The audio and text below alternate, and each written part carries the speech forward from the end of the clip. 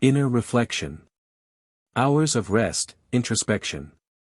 It requires some time of reflection as to be able to listen to the inner voice, for it does not express itself in the midst of earthly commotion, that is, it is not perceptible to the person. Only someone who withdraws into his inner life will be able to perceive it, precisely because it only sounds deep within the heart. Thus, in order to establish a connection with the spirit, it is absolutely necessary for a person to shape his inner life by trying to harmonize it with the will of the one who gave him life. An inner life after divine will can give rise to inconceivable success, for this guarantees access to spiritual knowledge. It opens the gate to life beyond earth for the human being. The human being is unable to penetrate these areas from the outside, but if he takes the path by means of his innermost life, by means of his thoughts and feelings which are deeply rooted within his heart, he will take the right path and will reach the right goal.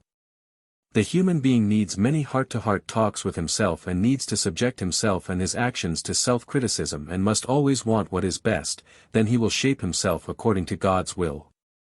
However, the more he is prevented by the outside world from times of inner reflection, the harder it will be for him to establish contact with the spiritual world, for every pensive hour will already be, so to speak, the unification with spiritual beings which try to influence his thoughts and which, precisely during such inner introspections, can speak to the listener of the inner voice unimpeded. These beings can only make themselves noticed through the most subtle spiritual vibrations, hence they have to be received during profound silence, otherwise they cannot be sensed and ineffectively glide past the human being's soul.